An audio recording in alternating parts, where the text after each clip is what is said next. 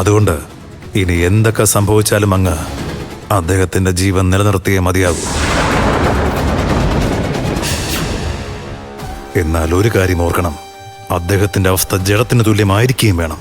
ജഡത്തിന് തുല്യമോ? അതുകൊണ്ട് അങ്ങുദ്ദേശിക്കുന്നത് എന്താണെന്ന് വ്യക്തമായില്ല. അതിന്റെ അർത്ഥം നാം നിശ്ചയിച്ചുറപ്പിച്ചിരിക്കുന്ന കാര്യങ്ങളിലൊന്നിലും അദ്ദേഹത്തിന്റെ പക്കൽ നിന്നും എതിർപ്പുണ്ടാവരുത്.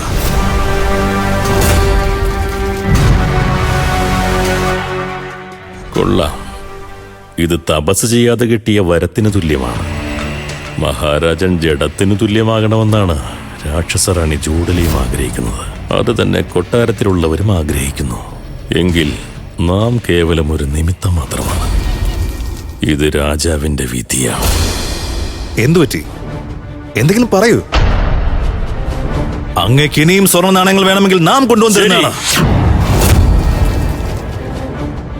മഹാരാജാവിനെ നിഷ്ക്രിയനാക്കുന്നതിനുള്ള ഉപായം നമ്മുടെ പക്കലുണ്ട്. എന്നാൽ അതിനു മുൻപ് നിങ്ങളെവരും ഈ അറയിൽ നിന്ന് പുറത്തു പോകേണ്ടതാണ്.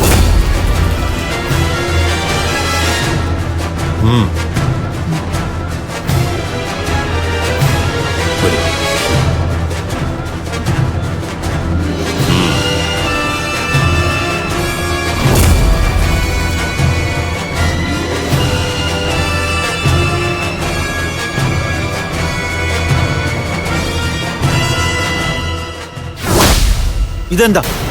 നീയോ? നിനക്കിത്രയും ധൈര്യമോ? മഹാരാജാവിന്റെ അറയ്ക്ക് സമീപം മറിഞ്ഞിരുന്ന് അവിടെ സംസാരിക്കുന്നതെല്ലാം കേൾക്കാൻ നീ ശ്രമിക്കുകയാണോ?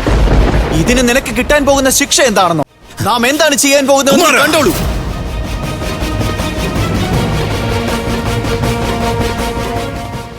അപ്പോൾ നീ എല്ലാം തന്നെ വ്യക്തമായി കണ്ടുവല്ലേ? മഹാരാജൻ അസുഖബാധിതനായി വിശ്രമിക്കുകയാണ്.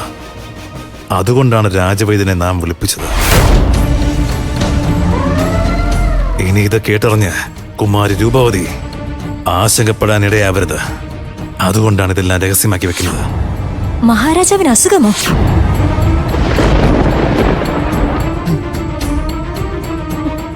ഇത്ര പെട്ടെന്ന് അസുഖം വന്നത് എങ്ങനെയാണ്?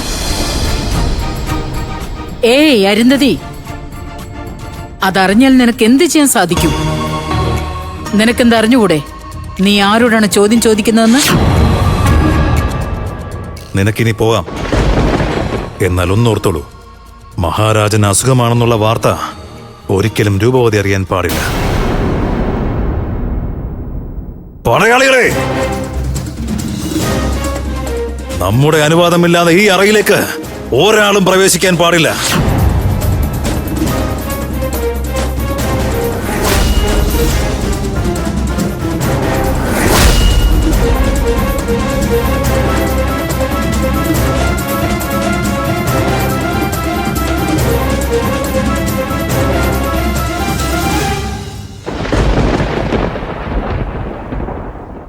ഇല്ലില്ല, മഹാരാജാവിന്റെ സഹോദരൻ എല്ലാം സ്വാഭാവികമാണെന്ന് വരുത്തി തീർക്കുകയാണ്.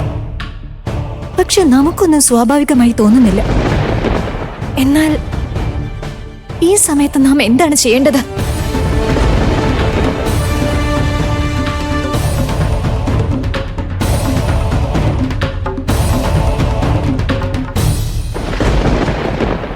പിതാശ്രീ, ഇവൾ നമുക്ക് പ്രതിസന്ധി വരുത്താൻ ഇടയുണ്ട്. ഇവളെ നമുക്ക് നന്നായിട്ട് അറിയാം. ഇവളുടെ കാര്യത്തിൽ ഒരു തീരുമാനമെടുത്തില്ലെങ്കിൽ നമുക്ക് എല്ലാവർക്കും. നിന്റെ ഒരേ ഒരു വിഡ്ഢിത്തം കൊണ്ടാണ് നമ്മൾ ഇത്രയേറെ അനുഭവിച്ചുകൊണ്ടിരിക്കുന്നത്. കുമാര കുമാര കുമാര, ഇന്നല്ലെങ്കിൽ നാളെ നിനക്ക് മഹാരാജാവാകേണ്ടതാണ്. ഇതെല്ലാം ചെയ്തുകൊണ്ട് വെറുതെ നിന്റെ സമയം നഷ്ടപ്പെടുത്താൻ പാടില്ല.